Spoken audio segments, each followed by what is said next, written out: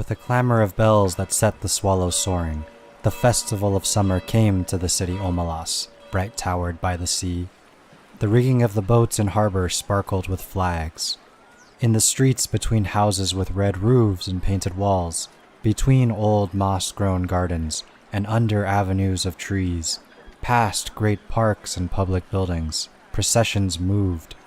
Some were decorous, old people in long, stiff robes of mauve and gray, grave master workmen, quiet, merry women carrying their babies and chatting as they walked. In other streets the music beat faster, a shimmering of gong and tambourine, and the people went dancing. The procession was a dance. Children dodged in and out, their high calls rising like the swallows crossing flights over the music and the singing. All the processions wound toward the north side of the city, where on the great water meadow called the Green Fields, boys and girls naked in the bright air with mud-stained feet and ankles and long lithe arms exercised their restive horses before the race. The horses wore no gear at all but a halter without bit. Their manes were braided with streamers of silver, gold, and green. They flared their nostrils and pranced and boasted to one another. They were vastly excited, the horse being the only animal who has adopted our ceremonies as his own. Far off to the north and west, the mountains stood up, half encircling Omelas on her bay. The air of morning was so clear that the snow still crowning the 18 peaks burned with white gold fire across the miles of sunlit air under the dark blue of the sky. There was just enough wind to make the banners that marked the racecourse snap and flutter now and then. In the silence of the broad green meadows, one could hear the music winding through the city streets, farther and nearer and ever approaching. A cheerful, faint sweetness of the air that from time to time trembled and gathered together, and broke out into the great joyous clanging of the bells. Joyous! How is one to tell about joy? How describe the citizens of Omelas? They were not simple folk, you see, though they were happy. But we do not say the words of cheer much anymore. All smiles have become archaic. Given a description such as this one tends to make certain assumptions. Given a description such as this one tends to look next for the king, mounted on a splendid stallion and surrounded by his noble knights, or perhaps in a golden litter borne by great muscled slaves. But there was no king. They did not use swords or keep slaves. They were not barbarians. I do not know the rules and laws of their society, but I suspect that they were singularly few. As they did without monarchy and slavery, so they also got on without the stock exchange, the advertisement, the secret police, and the bomb. Yet I repeat that these were not simple folk, not dulcet shepherds, noble savages, bland utopians. They were not less complex than us. The trouble is that we have a bad habit, encouraged by pedants and sophisticates, of considering happiness as something rather stupid. Only pain is intellectual, only evil interesting. This is the treason of the artist, a refusal to admit the banality of evil and the terrible boredom of pain. If you can't lick him, join him. If it hurts, repeat it. But to praise despair is to condemn delight, to embrace violence is to lose hold of everything else. We have almost lost hold. We can no longer describe a happy man, nor make any celebration of joy. How can I tell you about the people of Omelas? They were not naive and happy children, though their children were, in fact, happy. They were mature, intelligent, passionate adults, whose lives were not wretched. Oh, miracle! But I wish I could describe it better. I wish I could convince you. Omelas sounds in my words like a city in a fairy tale, long ago and far away, once upon a time. Perhaps it would be best if you imagined it as your own fancy bids, assuming it will rise to the occasion, for certainly I cannot suit you all. For instance, how about technology? I think that there would be no cars or helicopters in and above the streets. This follows from the fact that the people of Omelas are happy people. Happiness is based on a just discrimination of what is necessary, what is neither necessary nor destructive, and what is destructive. In the middle category, however, that of unnecessary but undestructive, that of comfort, luxury, exuberance, etc., they could perfectly well have central heating, subway trains, washing machines, and all kinds of marvelous devices not yet invented here. Floating light sources, fuel-less power, a cure for the common cold. Or they could have none of that. It doesn't matter, as you like it. I incline to think that people from towns up and down the coast have been coming into Omelas during the last days before the festival on very fast little trains and double-deck trams, and that the train station of Omelas is actually the handsomest building in town, though plainer than the magnificent farmer's market. But even granted trains, I fear that Omelas so far strikes some of you as goody-goody. Smiles, bells, parades, horses, bleh. If so, please add an orgy. If an orgy would help, don't hesitate. Let us not, however, have temples from which issue beautiful nude priests and priestesses already half in ecstasy and ready to copulate with any man or woman, lover or stranger, who desires union with the deep godhead of the blood, although that was my first idea. But really it would be better not to have any temples in Omelas. At least, not manned temples. Religion, yes. Clergy, no. Surely the beautiful nudes can just wander about, offering themselves like divine soufflés to the hunger of the needy and the rapture of the flesh. Let them join the processions. Let tambourines be struck above the copulations, and the glory of desire be proclaimed upon the gongs. And, a not unimportant point, let the offspring of these delightful rituals be beloved and looked after by all. One thing I know there is none of in Omelas is guilt. But what else should there be? I thought at first there were no drugs, but that is puritanical. For those who like it, the faint, insistent sweetness of druse may perfume the ways of the city. Druse which first brings a great lightness and brilliance to the mind and limbs. And then after some hours, a dreamy languor and wonderful visions at last of the very arcana and inmost secrets of the universe, as well as exciting the pleasure of sex beyond all belief, and it is not habit-forming. For more modest tastes, I think there ought to be beer. What else? What else belongs in the joyous city? The sense of victory, surely, the celebration of courage. But as we did without clergy, let us do without soldiers. The joy built upon successful slaughter is not the right kind of joy. It will not do. It is fearful and it is trivial. A boundless and generous contentment, a magnanimous triumph felt not against some outer enemy, but in communion with the finest and fairest in the souls of all men everywhere and the splendor of the world's summer. This is what swells the hearts of people of Omelas, and the victory they celebrate is that of life. I really don't think many of them need to take druse. Most of the processions have reached the green fields by now. A marvelous smell of cooking goes forth from the red and blue tents of the provisioners. The faces of small children are amiably sticky. In the benign gray beard of a man, a couple of crumbs of rich pastry are entangled. The youth and girls have mounted their horses and are beginning to group around the starting line of the course. An old woman, small, fat, and laughing, is passing out flowers from a basket, and tall young men wear her flowers in their shining hair. A child of 9 or 10 sits at the edge of the crowd, alone, playing on a wooden flute.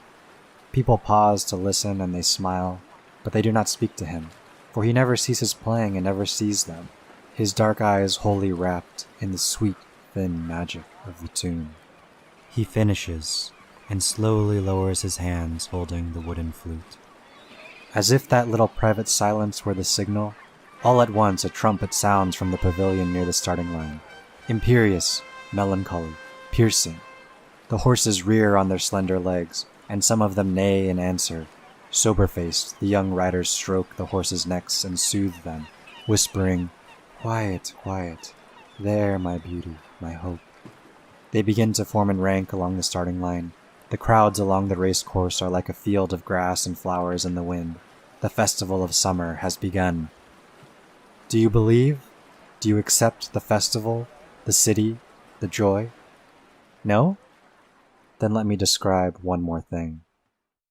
In a basement, under one of the beautiful public buildings of Omelas, or perhaps in the cellar of one of its spacious private homes, there is a room. It has one locked door and no window. A little light seeps in dustily between cracks in the boards, second-hand from a cobwebbed window somewhere across the cellar. In one corner of the little room, a couple of mops, with stiff, clotted, foul-smelling heads, stand near a rusty bucket. The floor is dirt, a little damp to the touch, as cellar dirt usually is. The room is about 3 paces long and 2 wide, a mere broom closet or disused tool room. In the room, a child is sitting. It could be a boy or a girl. It looks about 6, but is actually nearly 10. It is feeble-minded. Perhaps it was born defective, or perhaps it has become imbecile through fear, malnutrition, and neglect. It picks its nose and occasionally fumbles vaguely with its toes or genitals as it sits hunched in the corner farthest from the bucket and the 2 mops. It is afraid of the mops. It finds them horrible. It shuts its eyes. But it knows the mops are still standing there, and the door is locked, and nobody will come. The door is always locked, and nobody ever comes. Except that sometimes the child has no understanding of time or interval. Sometimes the door rattles terribly and opens, and a person, or several people, are there. One of them may come in and kick the child to make it stand up. The others never come close, but peer in at it with frightened, disgusted eyes. The food bowl and the water jug are hastily filled. The door is locked. The eyes disappear. The people at the door never say anything, but the child, who has not always lived in the tool room and can remember sunlight and its mother's voice, sometimes speaks. "I will be good," it says. "Please let me out. I will be good." They never answer. The child used to scream for help at night and cry a good deal, but now it only makes a kind of whining. And it speaks less and less often. It is so thin and there are no calves to its legs. Its belly protrudes. It lives on a half bowl of cornmeal and grease a day. It is naked. Its buttocks and thighs are a mass of festered sores as it sits in its own excrement continually.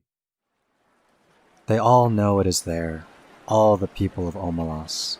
Some of them have come to see it, others are content merely to know it is there.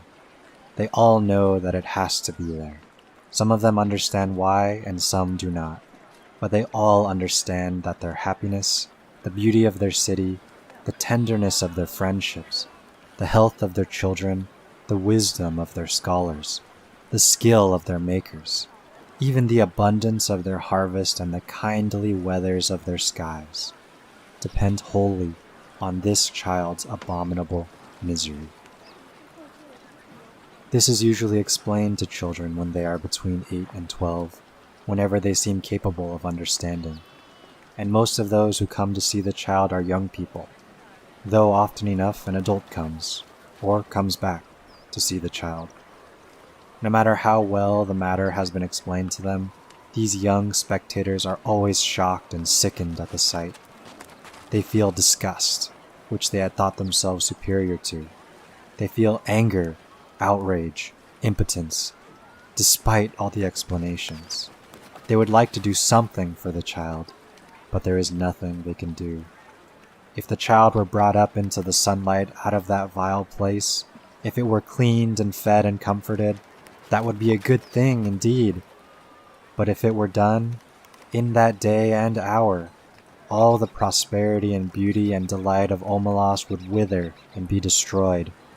Those are the terms, to exchange all the goodness and grace of every life in Omelas for that single, small improvement. To throw away the happiness of thousands for the chance of the happiness of one.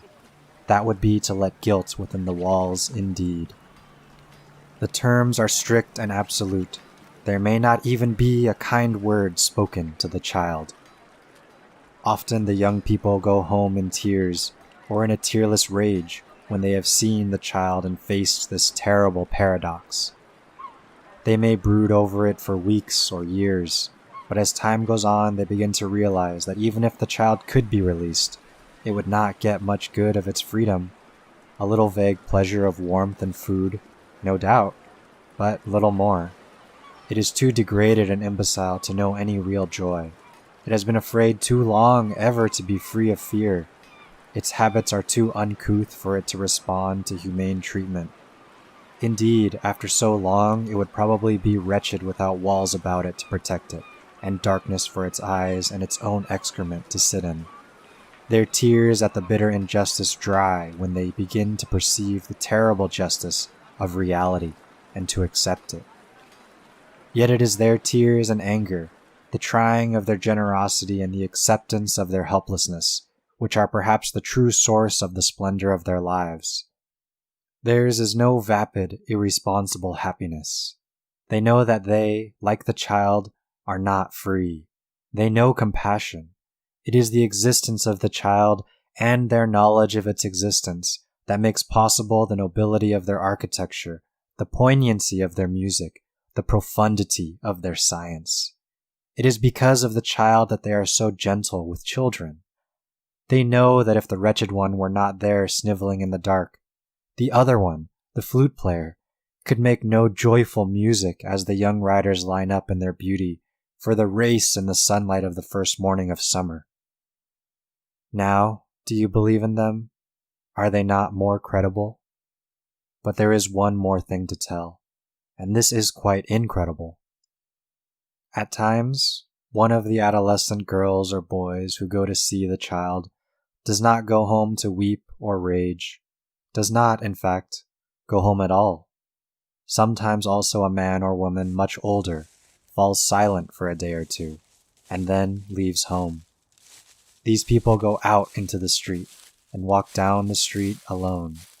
They keep walking and walk straight out of the city of Omelas through the beautiful gates. They keep walking across the farmlands of Omelas. Each one goes alone, youth or girl, man or woman. Night falls. The traveler must pass down village streets, between the houses with yellow-lit windows, and on out into the darkness of the fields. Each alone. They go west or north, towards the mountains. They go on. They leave Omelas. They walk ahead into the darkness, and they do not come back. The place they go towards is a place even less imaginable to most of us than the city of happiness. I cannot describe it at all. It is possible that it does not exist, but they seem to know where they are going, the ones who walk away from Omelas. Hey, hope you enjoyed the video. You can check out my companion video essay linked here or in the description below. If it's not there yet, then I haven't finished it yet, but we'll do my best to upload that as soon as possible. In the essay, I dive into the deeper implications of this story and how it's an allegory for the moral and ethical implications of our own society. Also, how it highlights the ethical dilemmas we face in our own mind. In any case, I hope you enjoyed this narration of Ursula Le Guin's classic short story. This is the first in a new series I'm creating where I'll be narrating short works and then creating a companion video essay to delve into the details of it. If you haven't subscribed yet, please do consider doing so, as that would really help support my channel and create more content like this. If there are any other short stories you'd like me to talk about and narrate, let me know in the comments below. But that's all I have for now, so I'll see you guys in the next one.